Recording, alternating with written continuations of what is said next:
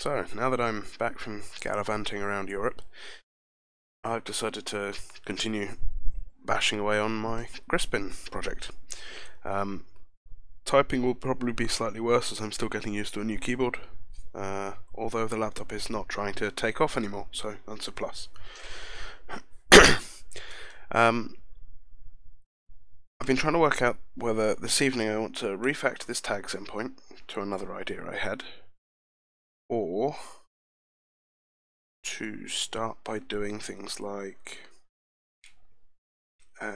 this validation middleware, because the middleware that we wrote was a bit of a kludge, and since last time we wrote the action filter instead, which performs the same kind of role, we can just use the same methodology for that. Hopefully this all works, because I only just reinstalled everything.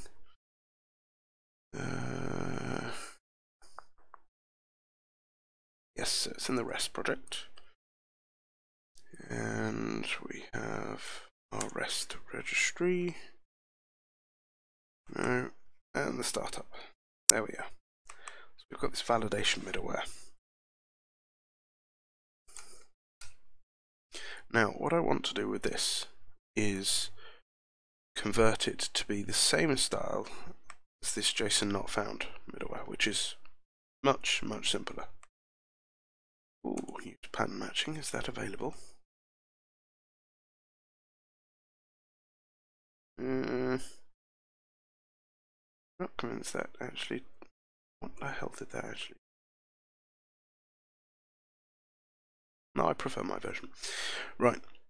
So what I'm going to do is take this kind of logic and put it into, or rename the middleware and re-implement it effectively. So we shall start off by implementing the interface.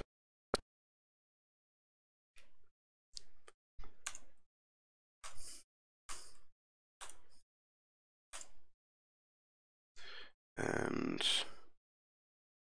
we don't need anything in the on executing. On executed is where we're going to put our logic here.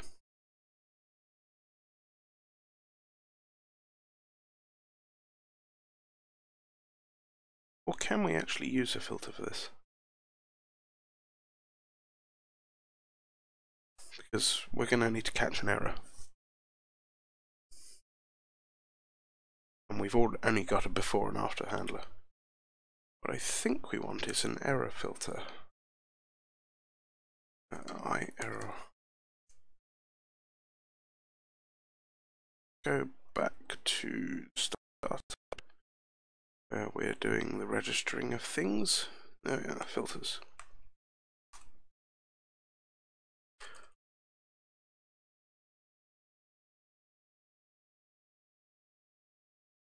Now, I'm sure there was something about error handling in here, because I've written an error handler before, which,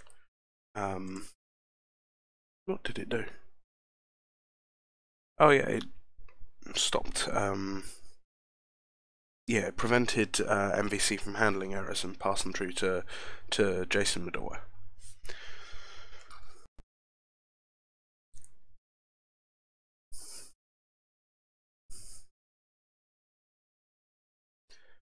So what we really want,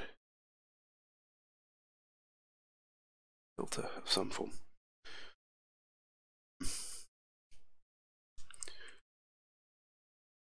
Well, let's go and have a look at action filter.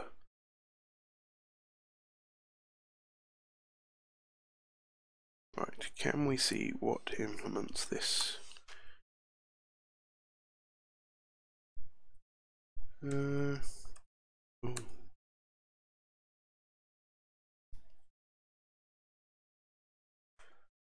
Okay, find use.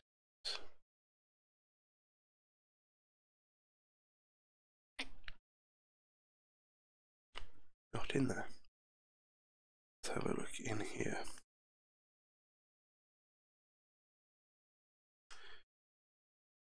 Exception context. Have a look at that.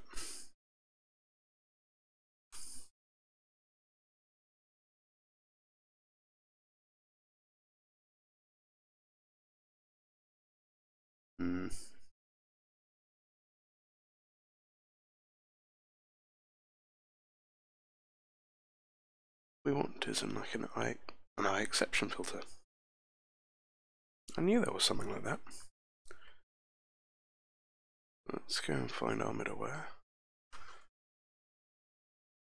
There we go. That's better.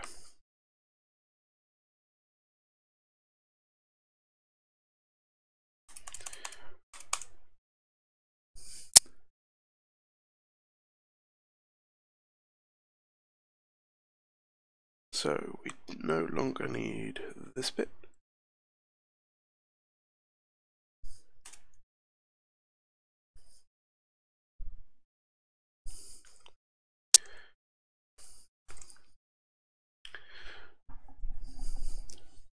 Right.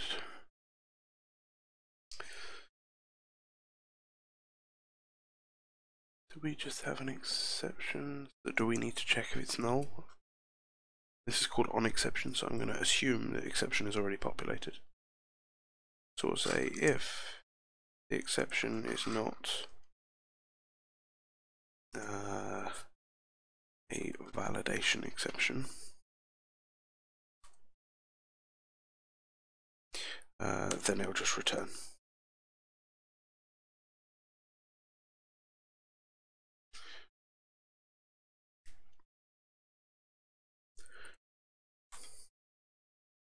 What is your problem?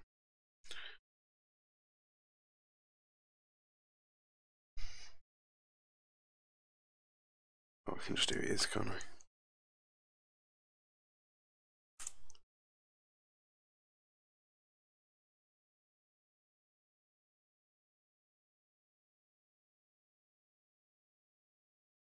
Alright, so it is one of these. We now want to do a rewrite.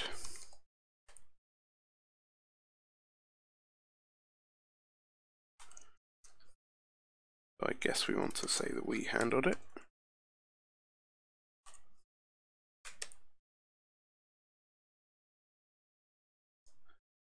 And have an action result. Now, what did we do in our JSON one? Cast it as a JSON result. But in fact, we don't have a result, we just want to write our own one. So we'll do new JSON result. That takes an object. So, in fact, we can use roughly the same code as we had before. Say exception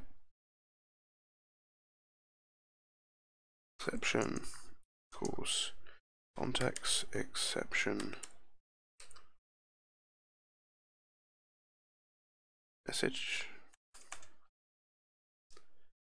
Oh no, we're after a validation exception, aren't we? So we'll just say valid exception equals context exception as validation exception.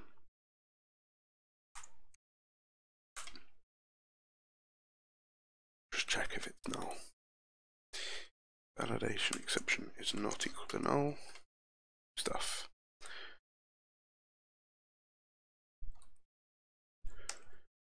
Validation. No.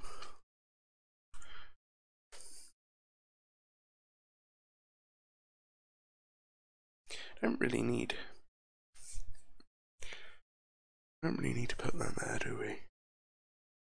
I mean, putting the type there is a bit useless. Well, it's a bit repetitive, but yeah, might as well.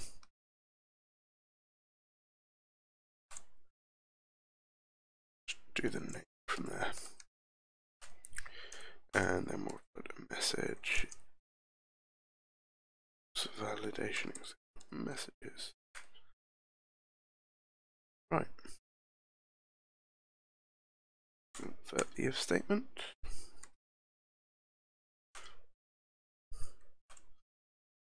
And see what that one's use pattern matching. No, because that's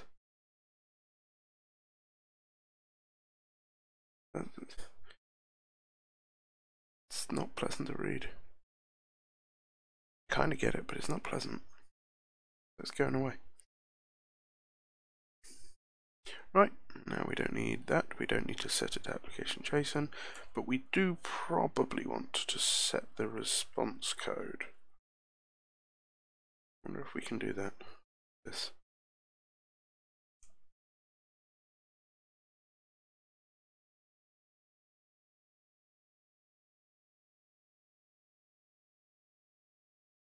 There we are. So now we've done that, we'll say context result status. Oh, can't get it there.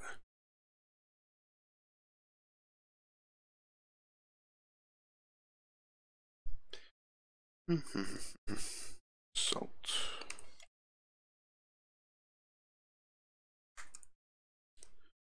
Status code equals the int version of HTTP status code dot bad. That was an interesting code completion. Thank you for that.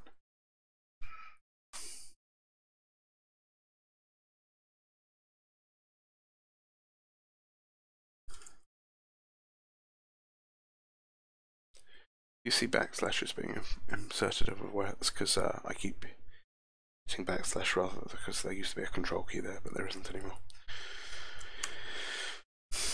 Ugh. No, that's not pleasant. And then I'll make this all read a bit nice, like that.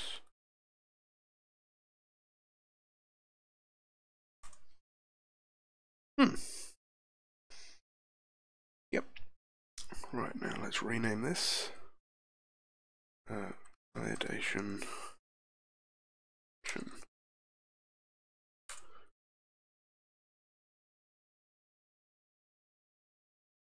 Remove some useless imports. And now we can go back down to our startup and add this filter in.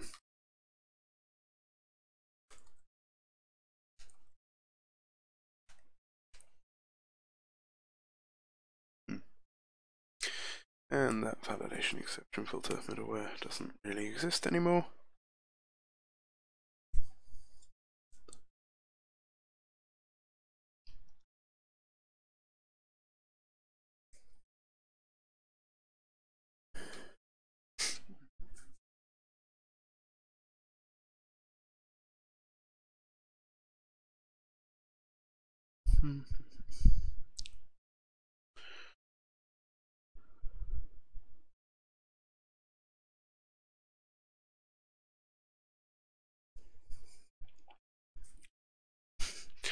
Just the icons have gone a bit weird here.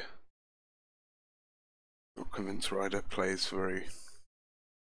Some bits of it don't seem to play very well with a high DPI display. Oh well.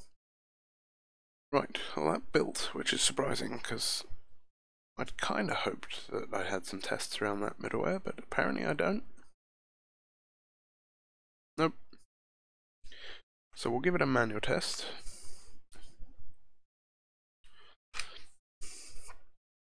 Right, so there's the REST client. Now, as this is the validation middleware, this is nice and easy. We just do a post to toggles with a body that doesn't contain anything useful.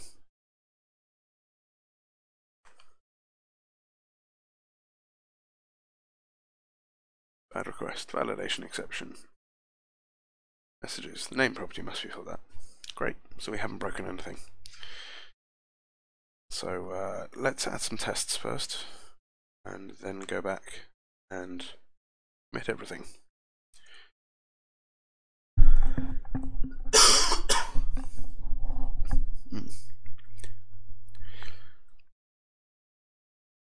Right, let's see. So we don't have any tests for it already, so let's create some. See how we did these tests.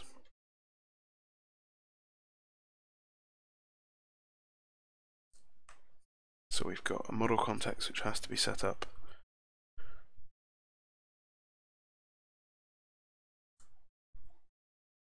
We might not need that.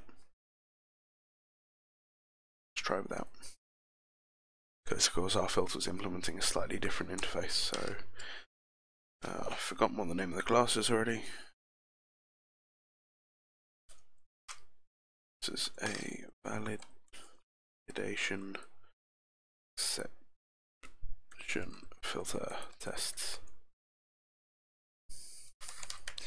Right, filter was new. Valid. Also got a half height enter key. And instead of the top half of an enter key, there is a hash key. Which I guess is useful if you write a lot of hashtags. But I don't.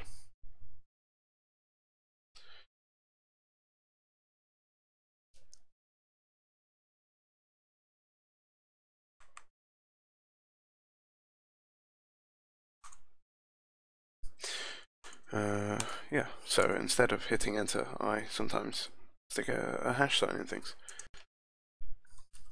I'm sure I'll get used to it eventually. Right, let's do our first test. When there is no exception. Oh, I have spelled that right. When the exception is not a validation exception, and then when it is. When the exception is a validation exception.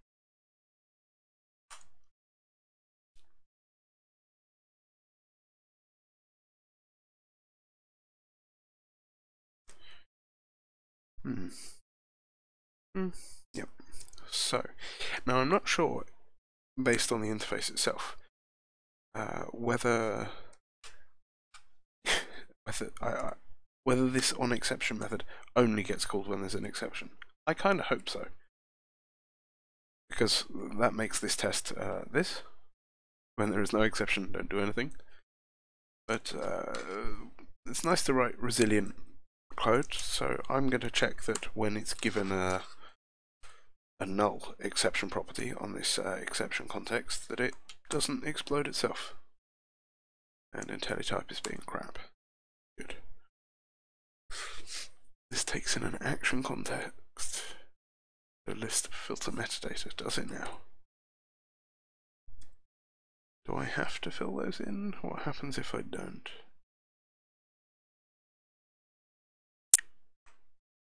Go filter context, which is an action context. Ah, so it's the same as this. This had an action context, so we'll probably need half of this stuff. Yes. Right. So what do we need? A new action context. So let's steal that. Don't want to have to type that repeatedly, so I can go up there. No, be useful. Thank you. And let's extract a field for that.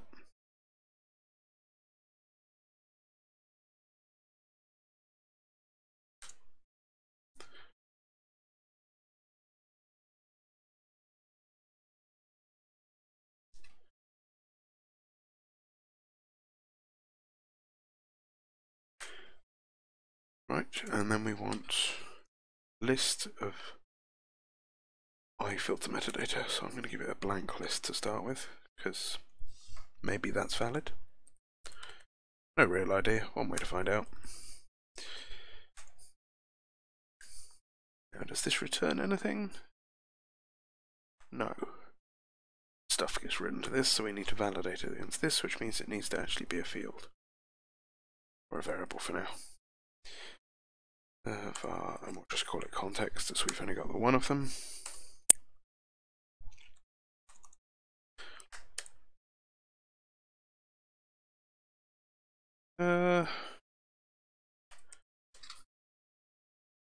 null, I guess. Should be whatever we put into this should come back out again.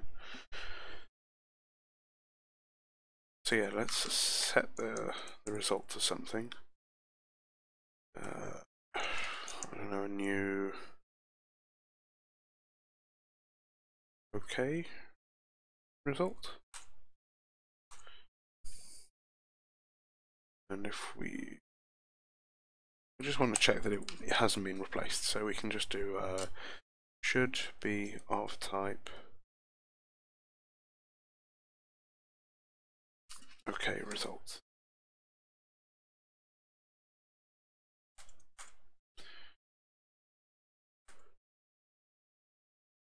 I sometimes wonder about riders formatting.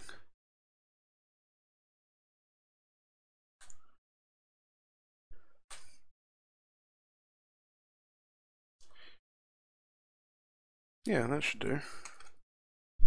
So hopefully this will pass, as we're not actually doing anything on a handler.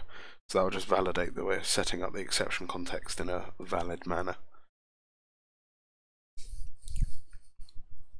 And then assuming it doesn't fail, we can then go on and implement our other tests.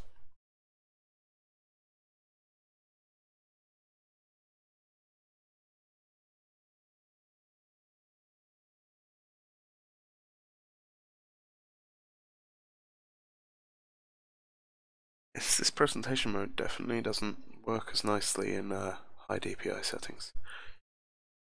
Might have to have a fiddle around with that and see if I can adjust how scaling works or something. But hey, those all that passed, so now that we have a valid way of setting something up, I actually think what we'll do is move this to be a constructor field, because the bits we care about can be updated. They're not read-only properties.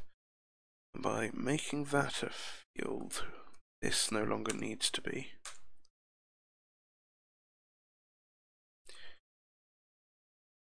And we'll just do this.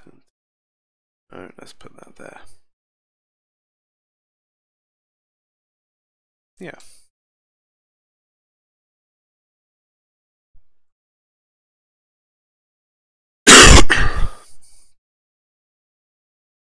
Sorry about that. Slightly ill, and then travelling on a plane doesn't seem to have done me any favours. Right. Spell that correctly. So when it's not a validation exception. So we shall just set up our context.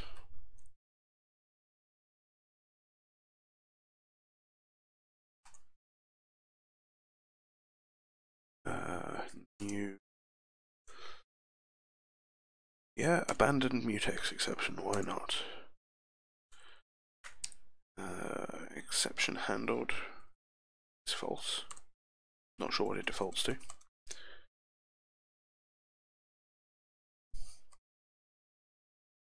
And a header type isn't telling us. And then we'll just call the filter on exception context. And now we can just say context should satisfy. It should. It's because I can't spell or type. Useful things as a software developer. And now I'm trying to use Finnish keyboard layouts, which is not what I want. There we go. Text exception should be of type. We never write this, but abandoned mutex exception. Our context exception handled should be false.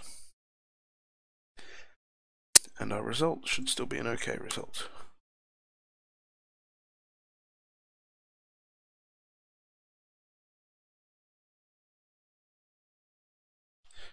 I would generate this data, like the content of this context object, using something like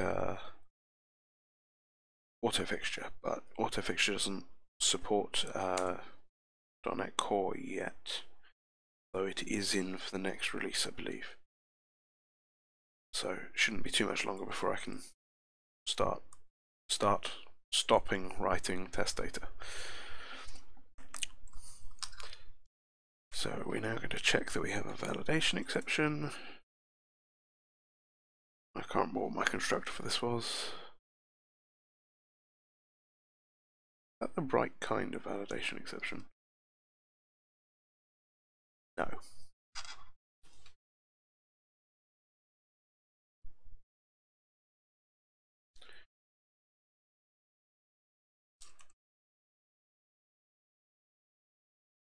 Validation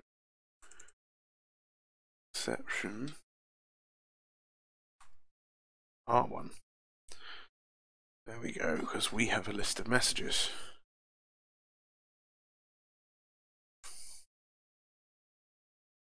And we shall provide it with 1, 2, and 3. There's something to be said for when you're testing something that involves an array.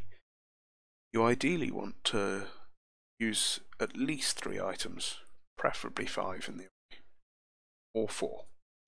The reason for 3 is because you now have 3 unique elements for first, last, and something that isn't first and last. But the reason you want to use 4 or 5, 4 is good because it now means you've got something that's an array with an even split. So if you took half the array, you're going to get 2 items on either side. 5 because that gives you an uneven array, but it also means you get first, last, middle, and 2 other items. So yeah, if we were doing something more complicated than just appending these to an object, I would be putting more data in here. And this exception handled false can go in here actually, because we're setting it like this every time.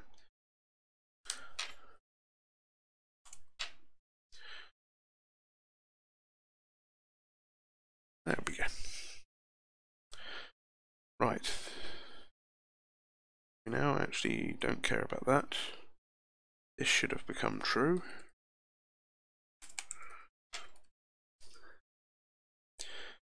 Our result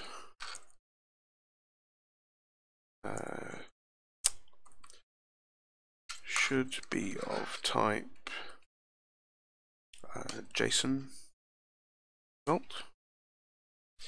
And now we actually want to validate that the JSON result has got the right data on it. Which is annoying because that means I need to do this each time. Should be that JSON result, and we can actually do each one. So just say the. Now we don't have a publicly exposed DTO for this because I'm just generating an object on the fly. And from testing perspective, that's not good because I can't just. I could cast and check for properties dynamically, but yeah. So let's just test the status code first.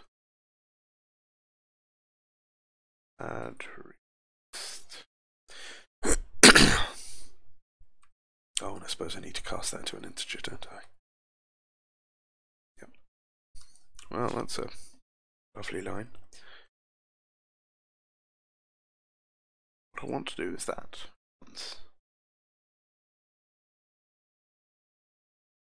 Yeah, I will.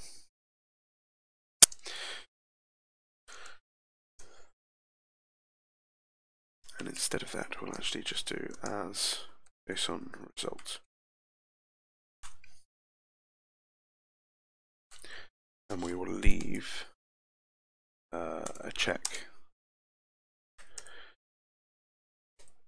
Should be of type JSON results. Now that'll throw an exception as well, which will, rather than just giving us a null reference exception, because that's what we'll get here,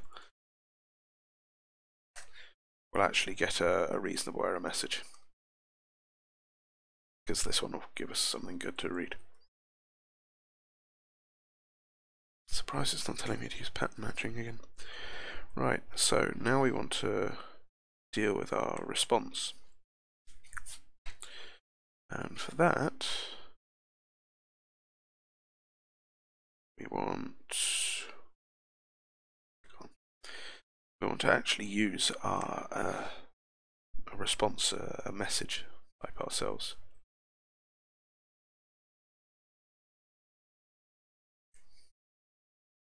Now I think Resharper has something to do with this.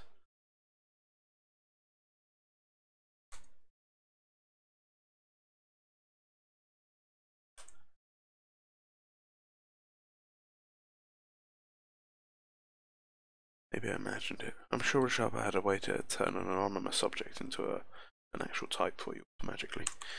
Oh well, it's not very difficult to do. So public class validation response result response public string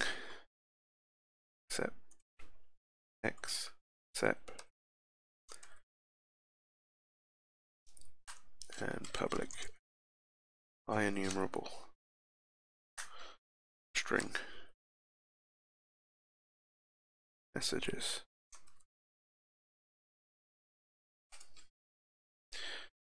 So we can now just replace new with nothing with something.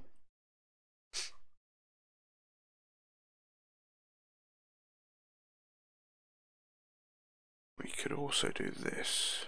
Oop. That lack of control key again.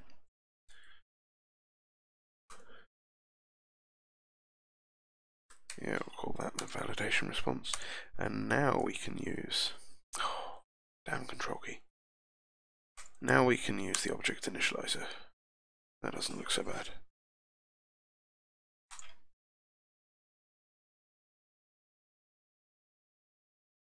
Yeah, that'll do. That's not a useful clue. Why is that the only thing open? And now it isn't. Weird. Oh well. So, what we actually want is context. No, we want to say result question dot value as validation result response.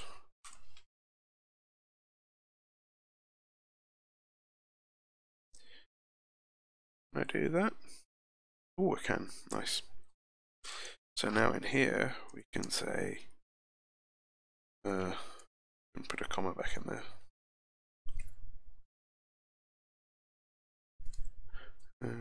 Yeah. Right, now we want to check our response has the right values in it. So our exception should be name of validation exception. Pretty sure that's not what I selected. Okay. And same again. Response messages should be new array 1, 2, 3. And let's stick some more question marks at the beginning of this.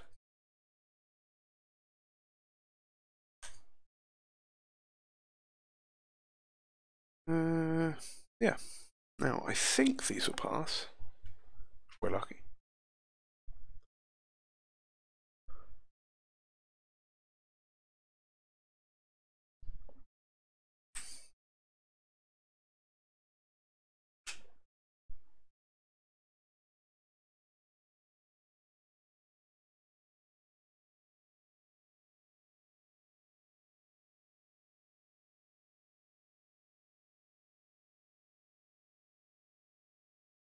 Hurrah.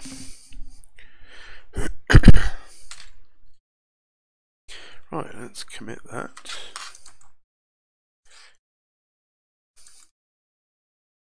So check what we've done. We've renamed a class, or removed and added, and updated our start. Now the only thing I want to actually do first is Move types into matching files. Sure, there's a third tick box under there that I can't see. Oh, there we are.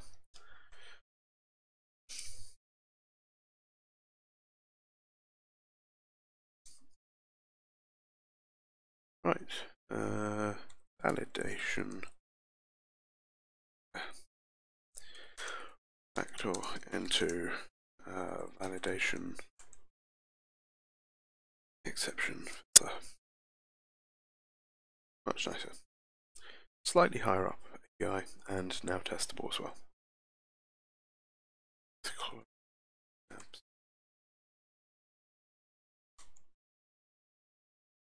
Apparently not. Right. Right. Oh, should have updated our README document. Let's just commit that in as well. Oh, commit mend. Right. Good. Now let us go on to something slightly more fun, which is refactoring one of our endpoints. Now we have a look at our toggles controller. What we have at the moment for tags is an endpoint which puts tags and an endpoint which get tags and one that does delete as well. Should do anyway. There we are. Get, put. No, we don't have delete, that was it. So what I don't like about this is it's not very discoverable as such. So what I'm thinking is, instead of having these as roots, what I'd like to do is, where to write it here will do. We'll have some roots, but we'll have id slash id tags. Now this will get all of the tags as before, but instead what we'll do is have tag name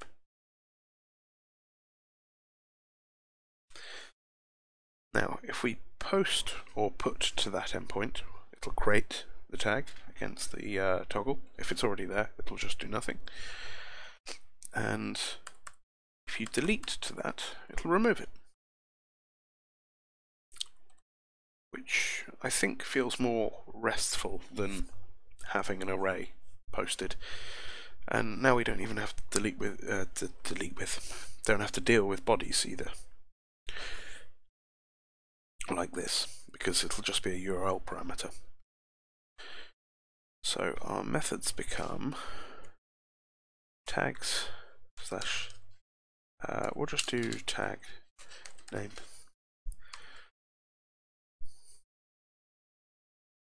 Blasted lack of control key.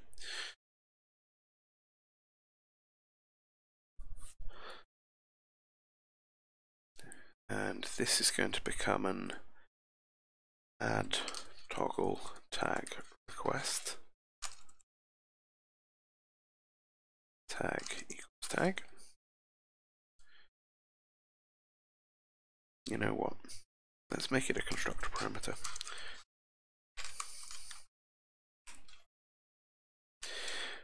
And then we'll have the same handler again, same root, but this time instead of a put, it'll be a delete.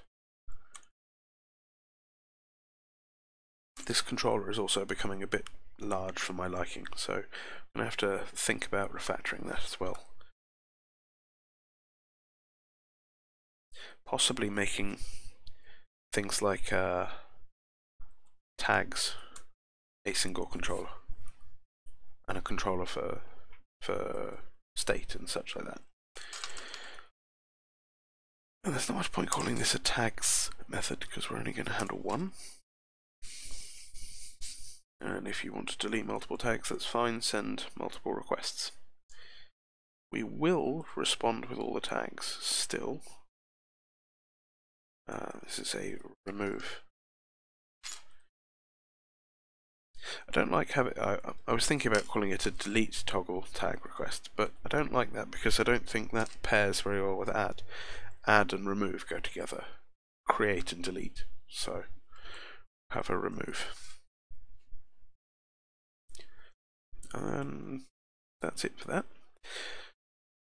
So now if we take our request, let's go into the main project and into our handlers.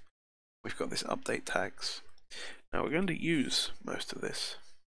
We're going to leave the response, but we're going to have two types of requests now. Why is that deleting? There we go. So in here we shall have public class add toggle request, which takes in a toggle ID and a tag name. Get only auto property, get only auto property.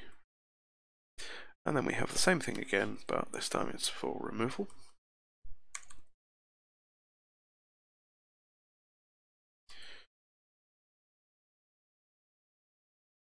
And that's a constructor. Great, that was the easy part. Oh, forgot the interface. This is an I request of update toggle response.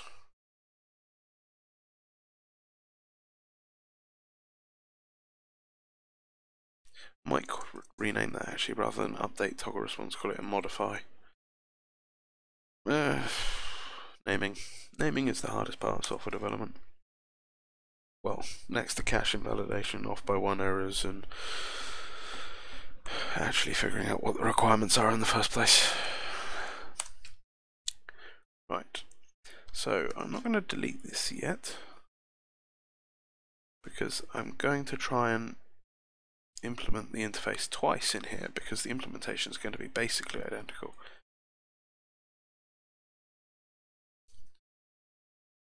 Do that, then we'll take that, do that, and that. And this one is a remove. Implement missing members, both of them. Right. These are basically the same. The only difference is which of the remove tag or add tag methods we want to call. So let's create another method, private void modify tags. And this is going to take in a toggle ID.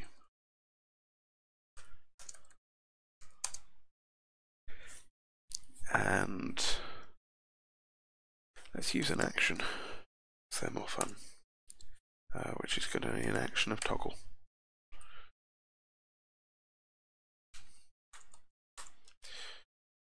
Maybe. Now we want that part. And we want that and that.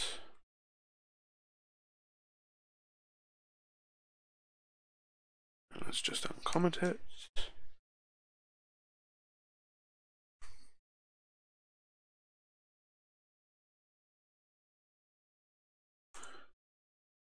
Oh, this is good. We can move that.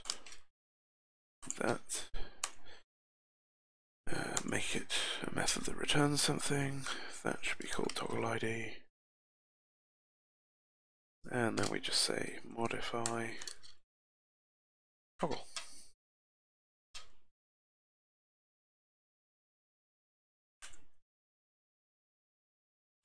Are we missing one of those? There we are. Right, so now we don't need the async.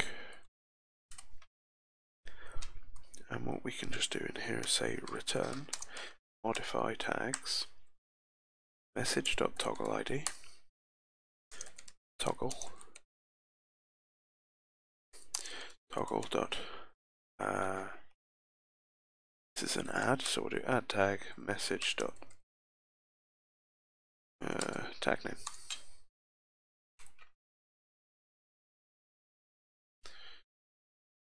Oh, and of course, because are not asynchronous at the moment. What we actually want to do is return task.fromResult.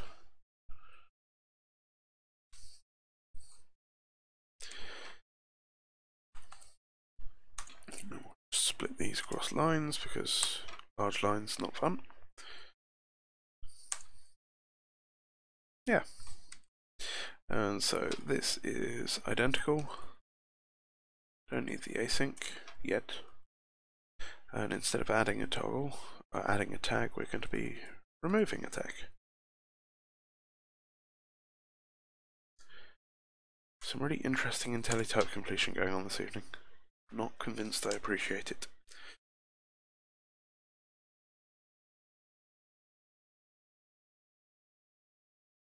Let's get rid of that. Right, now we don't need this.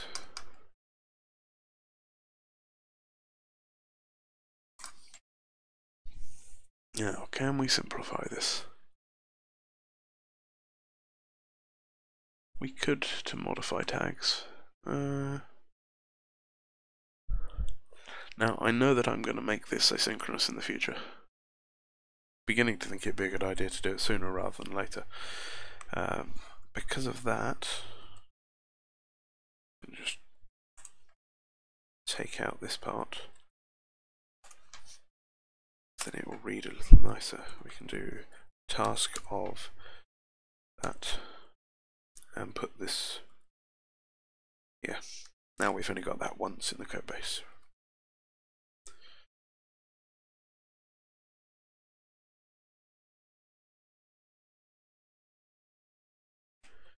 Right, now this should fail to compile because we've ripped up this handler quite a bit. The rest engine should compile,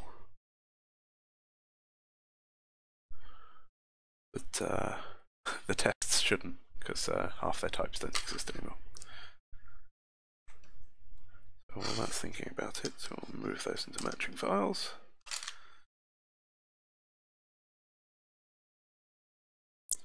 Sure we have a blank line at the end of each one because you should do.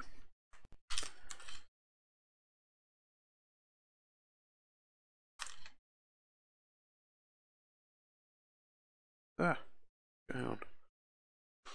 Oh, it's building.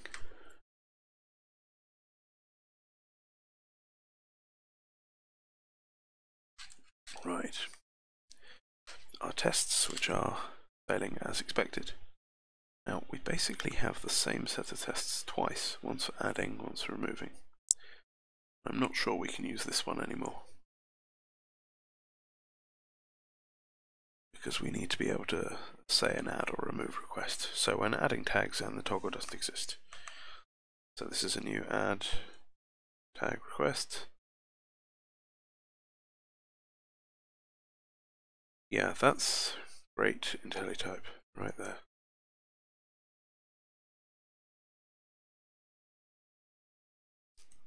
We create a new ID and a new tag. Yeah. I don't like how many lines that's on though. Let's see if this works better.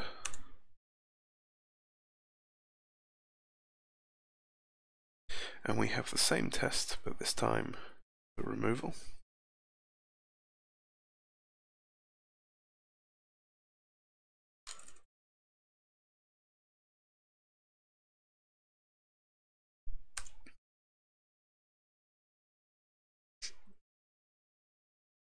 Remove. Right, now we need to deal with this.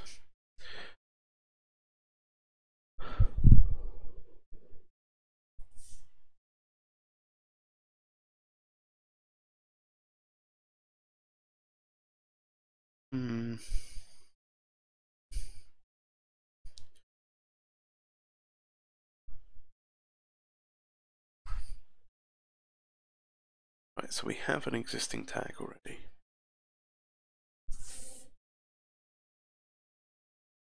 So what we want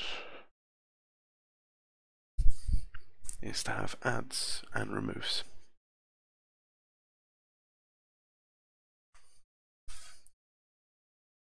So let's comment out that. and switch to using inline data.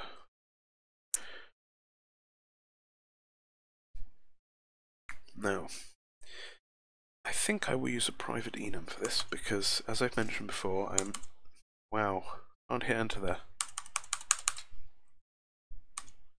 Or at all.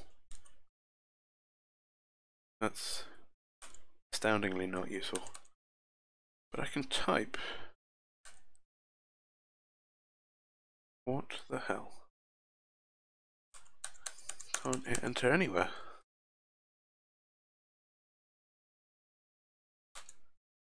Can I enter into this one? Yes. Maybe I can put enter now. Nope. Well, that's useful.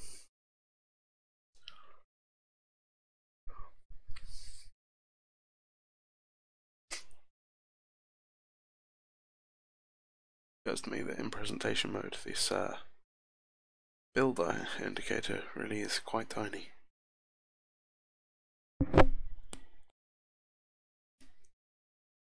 Right. Maybe enter now? Nope. Oh well, who needs enter? Public. You know, this is gonna look so weird. Yeah. I can format documents though. Public enum action. That's a bad name for it. Tag action. And we're going to have add and remove as values for that. Our document again. So here we say tag action add. So we will add the existing.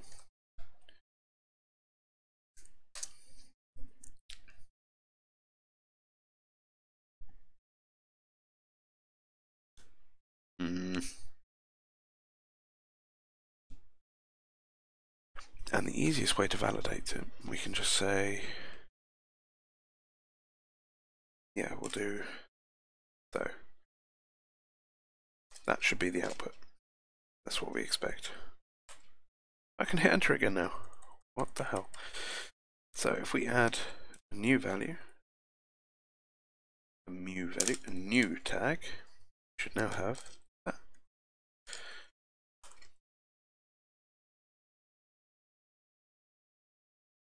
If we add, no, that's both cases. Well, actually, what happens if we got add with nothing there?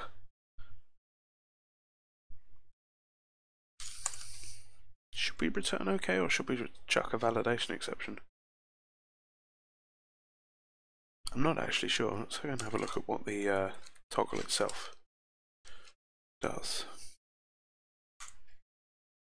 When you try and add a tag, you can add blank ones at the moment. That's probably not a good thing.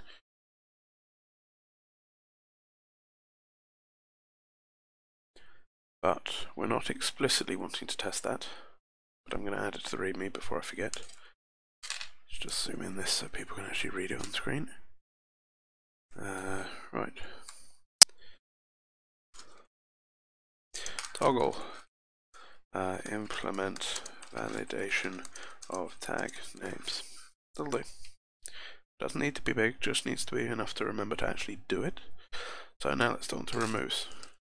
So if we remove an existing value, shouldn't have any. If we remove a non-existing value, we should have just existing.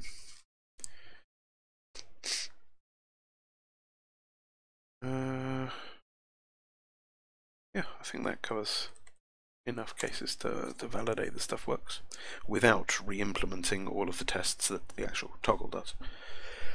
We just want to check that the messages come through correctly and we get the right responses. So here we're going to say tag action string tag name. Technically use a separate type for that so that a tag name can't be used for something else, but Not worth it at the moment. And then the string expected.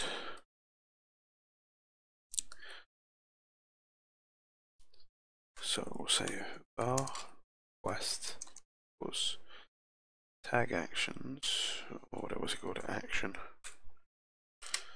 double equals add.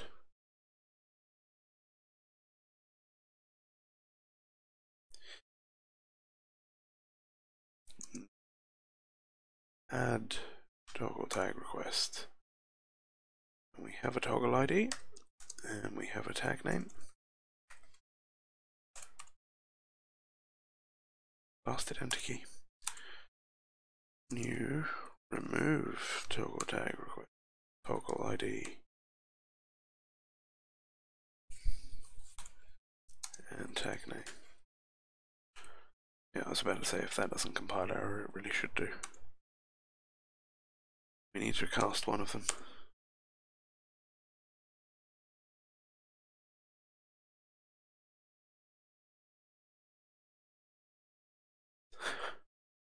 No way of just doing that generically, because our response is always going to be the same.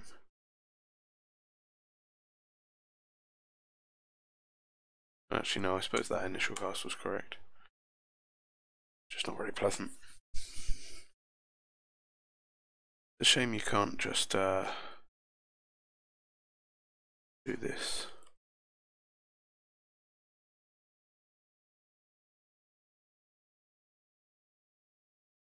And I want it to read nicely because I think that's important. Instead, I should just write this: if action is add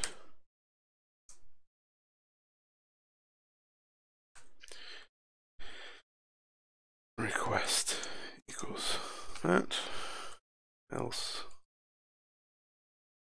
request equals that.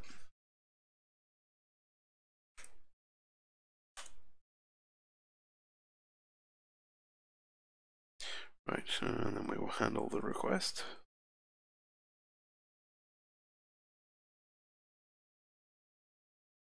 What is your problem?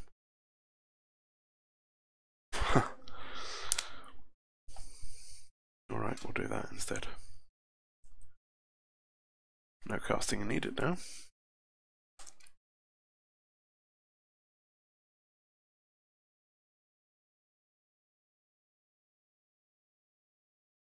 Just trying to think if there's a way of making that more pleasant, but I don't think off the top of my head there is. Well, yeah, I suppose there is. Our response was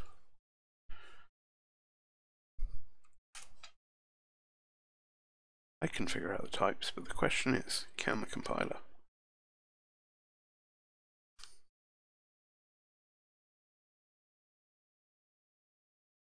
Expecting not.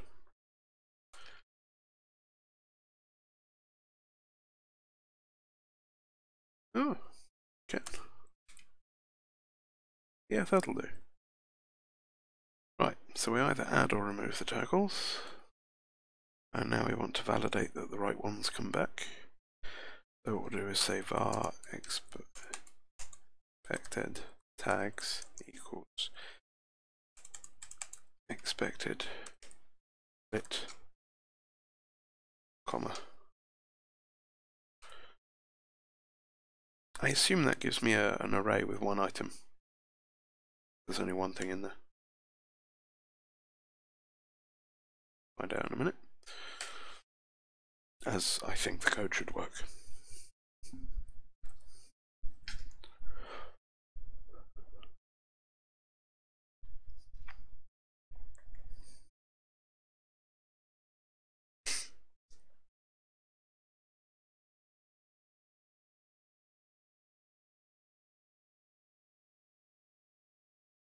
Ooh, a failure. 1. Now, before we go and deal with that, if we remove an existing tag, it should become empty. If we remove a non-existing tag, it should stay as existing. We add a new one, we should become existing and new. If we add an existing one, it should stay as existing. I suspect that's the error. I suspect it's existing.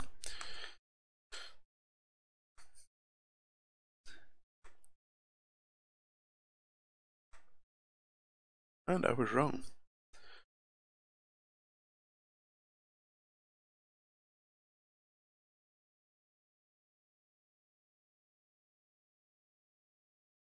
Ah, that's because that's not being handled as I expect. Say, if string dot is null or white space. Tags, no, expected.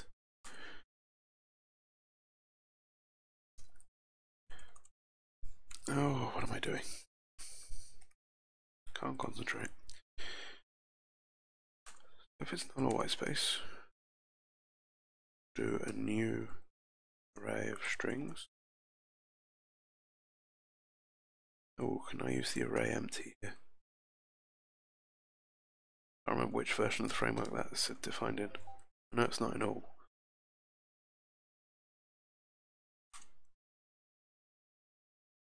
Oh, I can.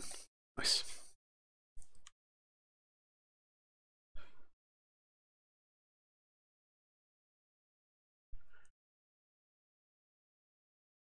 Right, that should fix that.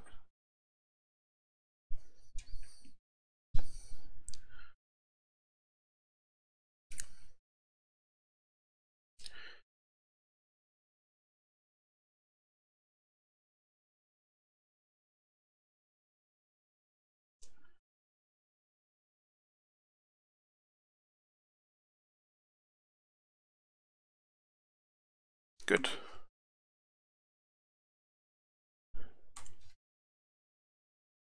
Just mark that private, no need for it to be public. Oh, there is, okay. And we can now remove those. Let's go to handler. That should be a bit simpler, it is, good. All of our types are split around, good. So let's add that. Oh, let's get set readme. So that's not related to this change set. And we have some bad white space. Toggle control.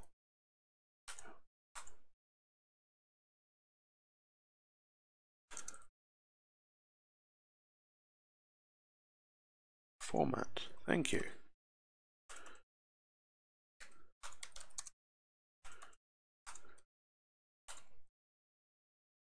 No more bad white space, and we have some new tests. So get cn toggle crawler backdoor tag adding. Now I have realised I've just committed that without actually testing it. And while our unit tests work, it's probably a good idea to actually check that it actually works. So while that is thinking about things, let's create a decent request. Name test. Good name for it. Toggle.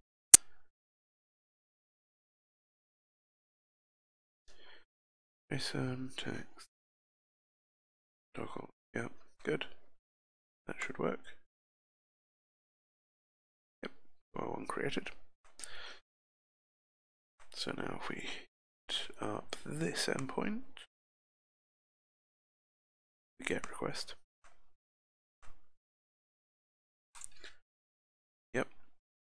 Good, that works. So now if we hit up tags, empty, we do a get to. Haven't got the ability to do get tag blah yet. That should, yeah, that'll be a 404 not found. We need to actually implement generic. Yeah, let's add that as well.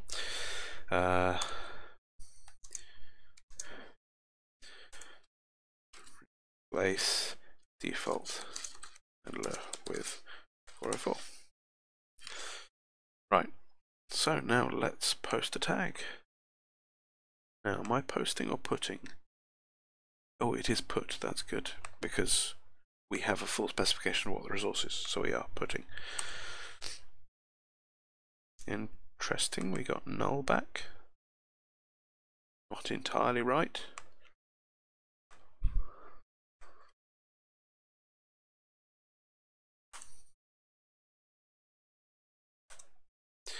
No error, but our tag is null. That means we've messed something up somewhere. Let's go and have a look. It's probably something to do with the fact that I'm requesting that from body. And in fact, it's a URL parameter, so it doesn't need the from body attribute. I wonder how ASP.NET Core supports if you want to allow a property to come through the body or through a URL header.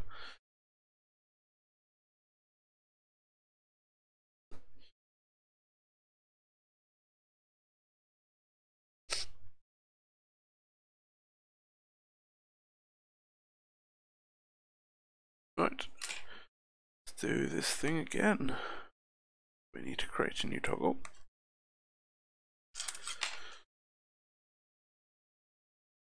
Yep. Oh, need to specify that it is text. Let's grab the URL, the whole URL.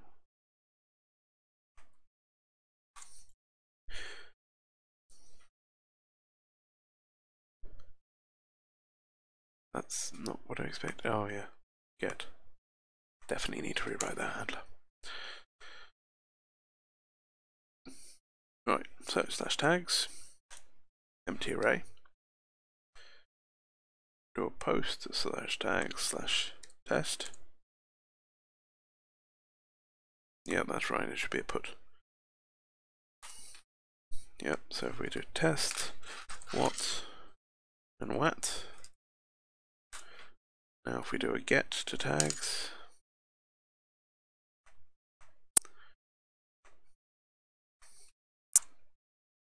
it's all of them there.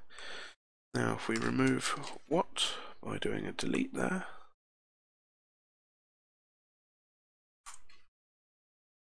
that worked. And now if we do a get again, root. And now from the actual toggle itself, yep, cool, those all work. So let's add that. Diff it. Toggle tag name come from the URL body.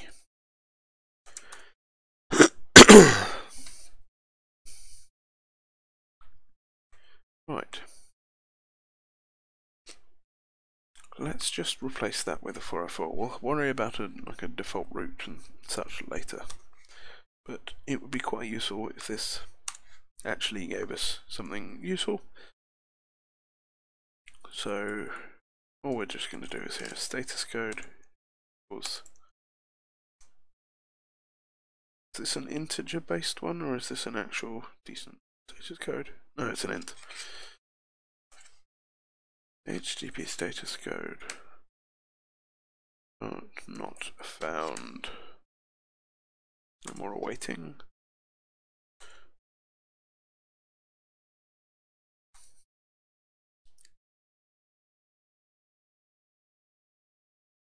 Can I just make that not asynchronous?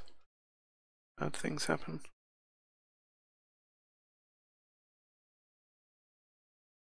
Bad things happen.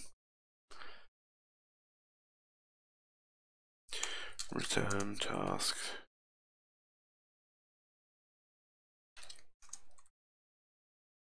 Completed.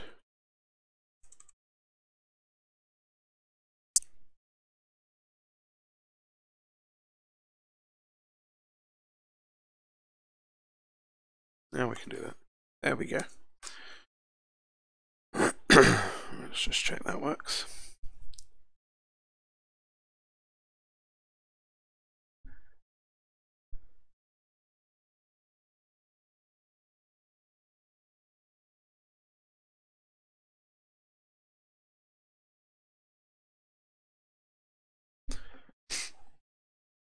REST client. And just hit this because we get a new URL each time, so that should give us a 404 not found. Good. Let's just add that as a checked off item. And we also need to check this, because this isn't right anymore. We had /tags, which does return that, but it also has a /tag name,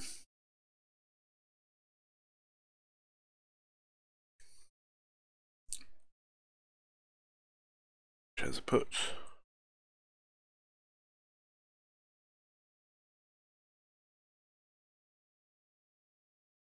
and a delete method.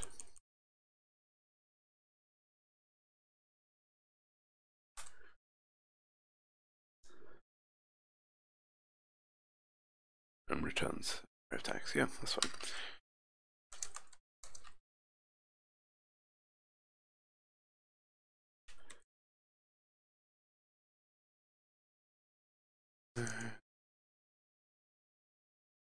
Right, okay, CM REST